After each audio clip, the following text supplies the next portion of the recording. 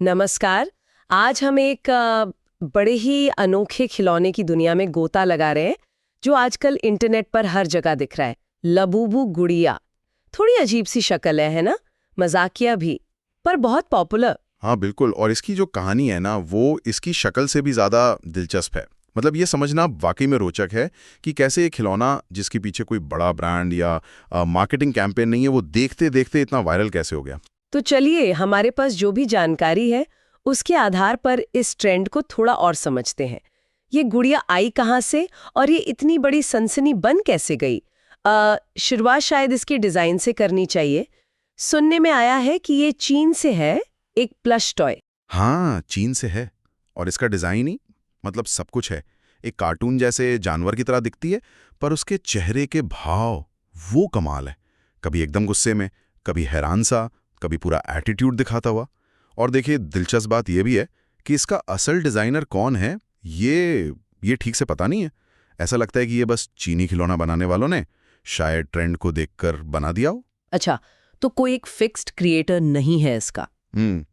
और यही भाव शायद क्या यही वजह है कि ये इतनी वायरल हुई।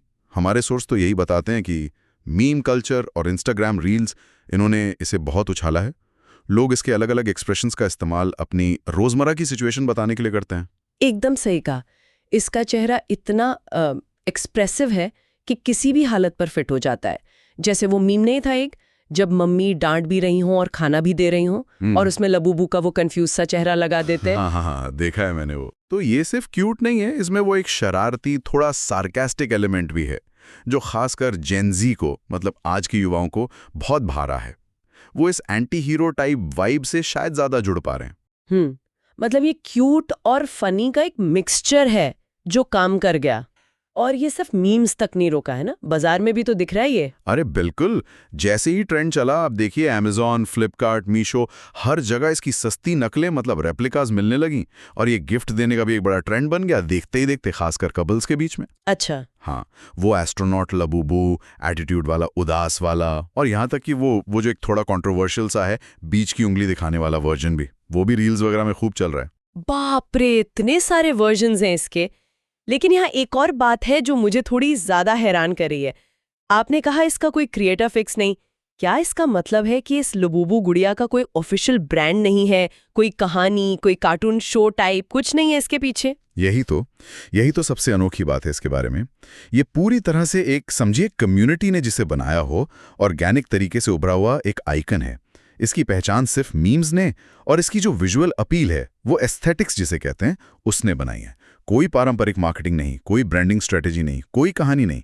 ये अपने आप में डिजिटल जमाने का एक अलग ही उदाहरण है। ये तो सच में हैरान करने वाली बात है। मतलब कोई बड़ा स्टूडियो नहीं, कोई कंपनी नहीं, और फिर भी सिर्फ इंटरनेट की ताकत और लोगों की अपनी क्रिएटिविटी से ये इतना फेमस हो गया।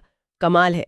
तो अगर हम इस पूरी बातचीत को समेटने की कोशिश करें तो मेन पॉइंट्स क्या निकल कर आते हैं? देखिए मोटी मोटी बात यह है, पहला, चीन से आया ये प्लश टॉय अपने एकदम अनोखे और भाव जताने वाले चेहरे के वजह से पॉपुलर हुआ। दूसरा, मीम कल्चर और सोशल मीडिया खासकर रील्स ने इसे वायरल करने में बड़ा रोल निभाया, खासकर यंग लोगों में। तीसरा, मार्केट ने इस ट्रेंड को फौरन लपक लिया और इसकी कई सस्ती नकलें आपको हर जगह मिल जाएंगी। और चौथी और शायद सबसे अहम बात, इसका कोई ऑफिशियल ब्रांड या ओरिजिन स्टोरी नहीं है। ये पूरी तरह से एक ऑनलाइन लोगों द्वारा चलाई गई घटना है। तो ये सिर्फ एक खिलौने की कहानी नहीं है, ये डिजिटल कल्चर कैसे काम करता है, उसका असर क्या है, ये उसकी भी कहानी है। बिल्कुल।